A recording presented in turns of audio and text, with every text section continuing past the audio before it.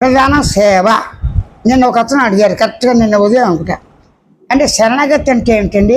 గురువుకి ఏ విధంగా శరణాగతి పొందాలంటే ఊరుకనుకో. అమ్మకి ఏ విధంగా శరణాగతి పొందుతున్నావు, నాన్నకి ఏ విధంగా శరణాగతి, ఈ రెండు పక్కన పెట్టు. నీ శరీరానికి శరణాగతి పెట్టినావు కదా. నీ శరణాగతి అంటే ఏంటి? ఇంకో శరీరం చేత స్నానం చేసి అన్నీ చేసి తీర్చి దిద్ది చిన్నప్పుడు చేసిన విధంగా ఇంకోటి సహకారం నీకు కావాలా? ఇప్పుడు అక్కర్లేదుగా. అంటే నీ దేని మీద ఆధారపడ్డావు? తలాముండం కాలు చేతితో, తలాముండానికి కాలు చేతులతో చెప్పండి. కాలు చేతులు లేని ముండంతో ఉన్న తలకి స్నానాలు అవసరమా? చేసుకోగలడా? అలా దొరుకుతాడు.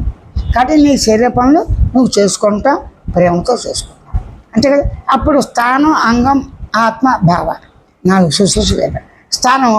స్థానం అంటే ఏంటి? గురువుగా ఉన్న స్థానం. మీ ఇంట్లో మీ అమ్మ నువ్వే ఉంటావు, ఊరు వెళ్తావు. అప్పుడు నువ్వు చిమ్ముతావా లేదా? షాపు ఎదురు చేస్తున్నావు. యజమాని వచ్చి అసిస్టెంట్ కుర్రాడు రాకపోయినా వచ్చిన లోపలంతా క్లీన్ చేస్తాడా? ఇంట్లో పని నువ్వు చేయాలిగా.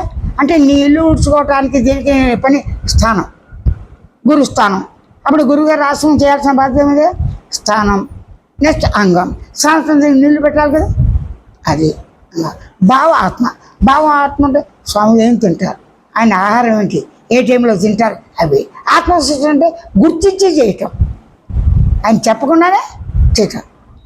ఏ విధంగా? ఆయన శరీరానికి తగ్గట్టుగా నువ్వు ఉండాలి.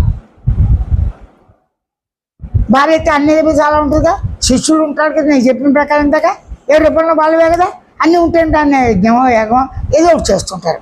ఇవి చేసేవాళ్ళు ఎంతమంది? ఆశ్రమంలో ఉన్నవాళ్ళు చేస్తారా, సంసారంలో వచ్చి చేస్తారా? భార్యాభర్తలతో ఆశ్రమంలో ఉన్నవాళ్ళు ఓకే, లేని వాళ్ళు వచ్చిపోవాల్సిందేగా. అప్పుడు ఇంటి దగ్గర చేయాల్సిందేగా. అంటే నువ్వు రోజు దేహానికి చేసే సేవే, అమ్మ నాన్నకి చేసే సేవే, షాప్కు చేసే సేవే, ఇది సేవ. ఈ విధంగా 4 సేవలు ఎల్లకాలం చేయగలవా? అసిస్టెంట్ పెట్టుకోవాలి. కానీ నిన్ను గుర్తించడానికి, గమనించడానికి సేవ అనేది పదం అవసరమా? దేనికి సేవ? శరణాగతి ఎందుకు? స్వస్వరూపం. స్వస్వరూపం ఉంది కదా.